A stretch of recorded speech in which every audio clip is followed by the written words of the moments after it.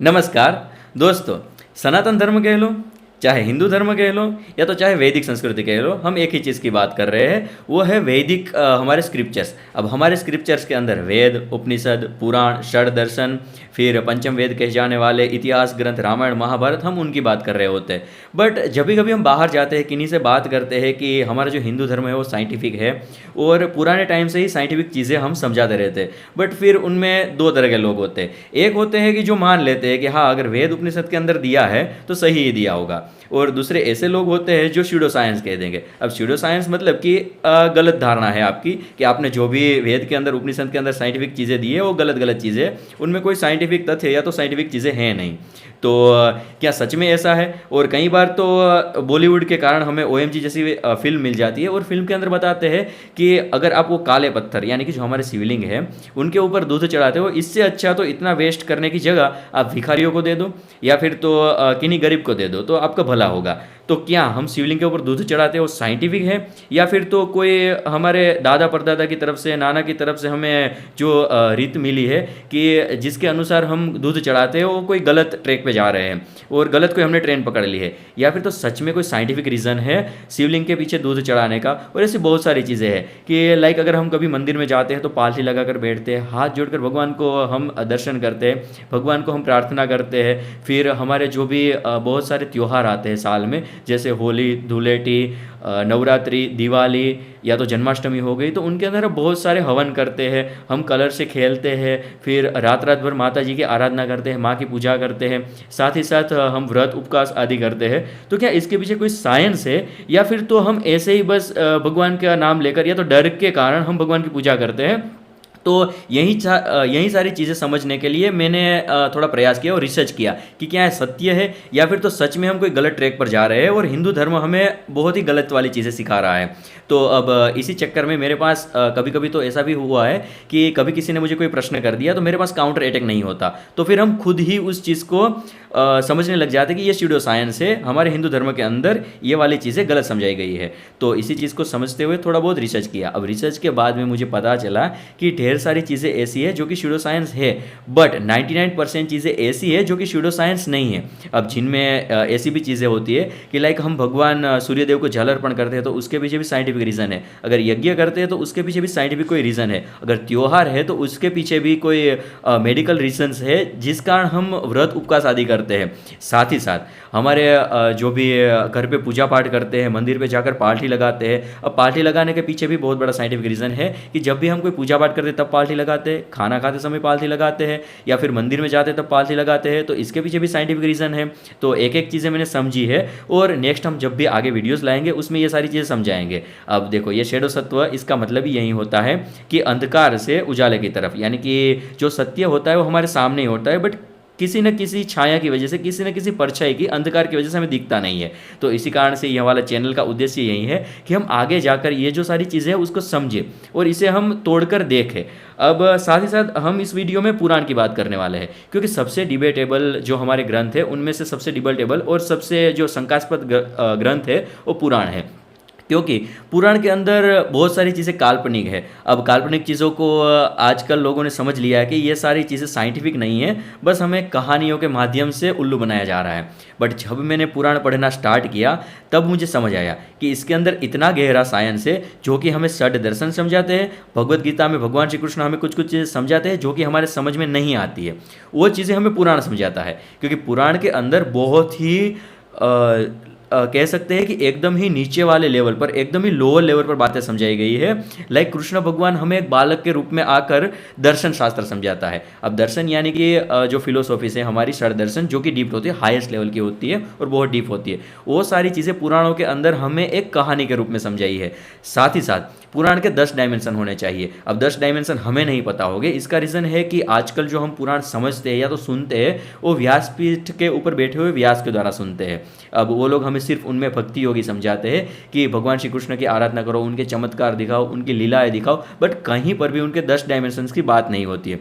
अब ये 10 डायमेंशन में जो बोल रहा हूँ वो 10 डायमेंशंस कौन कौन से हैं, तो उनमें से जो 10 डायमेंशन है वो 10 डायमेंशन ऐसा कहा जा सकता है कि अगर 10 में से एक भी डायमेंशन किसी बुक पे अंदर नहीं है तो उसे हम पुराण नहीं कहेंगे। और वो डायमेंशन में जो सबसे पहला वाला अंग है वो है सर्ग। अब सर्ग का अर्थ होता है कि हमारा जो ब्रह्मांड है वो क्रिएट कैसे हुआ, क्रिएशन ऑफ द यूनिवर्स, जो हमारा ब्रह्मांड है उसका निर्माण कैसे हुआ। तो किसी पुराण के अंदर अगर यह वाली चीज़ नहीं दी गई है कि हमारा ब्रह्मांड निर्मित कैसे हुआ है तो उसे हम पुराण नहीं कह सकते। दूसरा है विसर्ग। अब विसर्ग का अर्थ होता है क्रिएशन ऑफ द वर्ल्ड, तो हमारा जो ये अर्थ है वो अर्थ किस तरीके से फॉर्मेट हुई, हमारी पृथ्वी बनी किस तरीके से, उसके अंदर जीव किस तरीके से आया और धीरे धीरे करके उत्क्रांति किस तरीके से हुई, तो उसे वर्ल्ड कहा जाता है। तो ये जो दुनिया किस तरीके से बनी उसके बारे में अगर किसी बुक के अंदर नहीं समझाया गया है तो उसे हम पुराण नहीं कह सकते। तीसरा आता है वृत्ति। अब वृत्ति का अर्थ होता है इवोल्यूशन ऑफ लाइफ। अब जैसे हम समझते हैं कि भगवान विष्णु, तो भगवान विष्णु के जो 10 अवतार है वो उत्क्रांति समझाते हैं। तो मैंने इससे पहले वाली जो सीरीज़ बनाई थी वहाँ पर मैंने समझाया है कि भगवान विष्णु के जो ये अवतार है वो बिल्कुल ही साइंटिफिक है। अब उनके पीछे मैंने राक्षसों को डीएनए के साथ भी कंपेयर किया है, फिर हिरण्य एक जो होता है पदार्थ जो कि भगवान विष्णु का सबसे पहला रूप है, तो उसे मैंने कॉस्मिक एग और अमीबा के साथ कंपेयर किया था। तो ये पूरी सीरीज़ चैनल पर आ गई है, तो आप वो देख सकते हैं। फिर उसके बाद नेक्स्ट है वो है रक्षा। तो अगर हमें लाइफ मिल गई, हम मनुष्य यहाँ पर आ गए हैं, तो हम मनुष्य को अपना सर्वाइव करना पड़ेगा। साथ ही साथ जितने भी प्रजातियाँ हैं भगवान के लिए सब समान होते हैं, जिनमें चाहे छोटी से छोटी एक कीट क्यों ना हो, बैक्टीरिया क्यों ना हो, वहाँ से लेकर हम मनुष्य तक जितने भी लोग होते हैं उन्हें अपनी रक्षा करनी होती है। अब जब तक हम हमारी रक्षा नहीं करेंगे तब तक अर्थ कैसे आगे बढ़ेगी, पृथ्वी पर जीवन कैसे पनपेगा। तो हमें हमारी रक्षा करनी होती है। तो रक्षा के बारे में पुराणों के अंदर बताया जाना चाहिए, तो कि किस तरीके से हमें रक्षा करनी है और किस तरीके से हमें जनरेशंस को आगे ले जाना है। फिर नेक्स्ट वाला जो डायमेंशन है वो अंतराणी। अब अंतराणी का अर्थ होता है टाइम, जो टाइम लिनेज होती है कि जो हमारा ब्रह्मांड बना है उसका कितना समय हुआ। तो आप कोई भी पुराण उठा लो, और आजकल तो बहुत सारी आपको वीडियोस भी मिल जाएगी कि कलयुग चल रहा है तो कलयुग के कितने साल बाकी है, 4,56,000 कितने भी साल हुए हैं। तो वो सारी चीज़ें होती है, वो अंतराणी होती है कि समय कितना हुआ है, जब हमारा ब्रह्मांड का फॉर्मेशन हुआ वहाँ से लेकर अब तक कितना समय बीता है। साथ ही साथ अर्थ के ऊपर जो हमारा जीवन पनपा है तो वहाँ से लेकर यहाँ तक कितना समय हुआ है, वो सारी इन्फॉर्मेशन एक बुक के अंदर होनी चाहिए। और अगर किसी बुक पे अंदर ये डायमेंशन नहीं है तो उसे हम पुराण नहीं कह सकते। फिर नेक्स्ट वाला जो डायमेंशन है वो है वंश। अब वंश का अर्थ होता है कि हमारा लिनेज। अब देखो, जैसे सूर्यवंश और चंद्रवंश, दो प्रकार के वंश हमारे अर्थ के ऊपर है और हमारे पुराणों के अंदर बताए गए हैं। अब जो भगवान श्री राम हुए वो हुए सूर्यवंश के अंदर, और जो भगवान श्री कृष्ण हुए वो हुए थे चंद्रवंश के अंदर। तो ये जो दोनों लिनेज है वह सबसे इंपॉर्टेंट लिनेज है और उसी के द्वारा हम सब यहाँ पर आए हैं। तो किन ऋषियों के द्वारा यह लिनेज स्टार्ट हुए, किन ऋषियों ने यह वंश को स्थापित किया है, किस तरीके से वहाँ आगे बढ़ा है, तो वंश के बारे में बताया होना चाहिए। अगर वंश के बारे में किसी बुक के अंदर नहीं है तो उसे हम पुराण नहीं कह सकते। देन उसके बाद नेक्स्ट आता है वंशानुचरित। अब इसका अर्थ होता है कि जो वंश बन चुके हैं अब धीरे धीरे करके अलग अलग जो क्लब बने, अलग अलग जो भी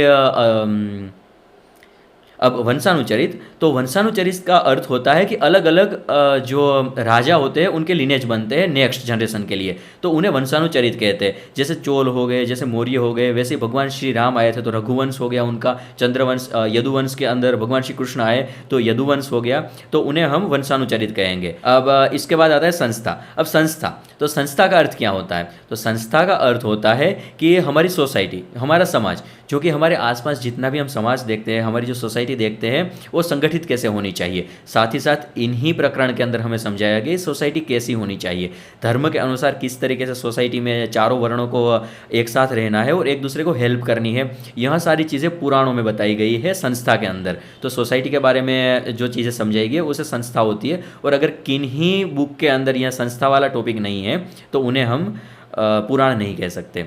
देन उसके बाद आता है नेक्स्ट डायमेंशन, उसे हेतु कहा जाता है। अब हेतु का अर्थ होता है कि क्यों, ये जो सारी चीज़ें हमारे सामने क्यों आ रही है। अगर ब्रह्मांड का क्रिएशन हुआ है तो क्यों हुआ है, अगर हमारे सामने ये सारी चीज़ें आ रही है, नई नई जो मोह माया के द्वारा ये जो सारी चीज़ें बन रही है तो क्यों बन रही है। और उससे भी सबसे बड़ा सवाल कि मैं कौन हूँ, मैं कौन हूँ, मैं कहाँ से आया हूँ, और अगर ये सारी चीज़ें हो रही है दुनिया में तो क्यों हो रही है, तो इनके पीछे हेतु क्या है। तो हेतु समझाता हुआ अगर कोई डायमेंशन किन्हीं पुराण के अंदर नहीं है तो उसे हम पुराण नहीं कह सकते। और साथ ही साथ यह सबसे बड़ा डायमेंशन है। अब यहीं वो क्वेश्चन है कि मैं कौन हूँ और मैं कहाँ से आया हूँ और ये सब क्यों है। यहीं से स्टार्ट होती है सारी फिलोसॉफीज, चाहे ग्रीक फिलोसॉफी हो, चाहे इजिप्शियन फिलोसॉफी हो, चाहे हमारे हिंदू दर्शन हो, तो सारी की सारी फिलोसॉफी इन्हीं पे बेस्ड है कि क्यों, इन सब का क्या प्रयोजन है, भगवान कौन है। यह तो सबसे बड़ा डिबेटेबल क्वेश्चन है कि भगवान है या नहीं है। इवन जब हम वैष्णव पंथ की बात करते हैं तो उनमें भी कहा जाता है कि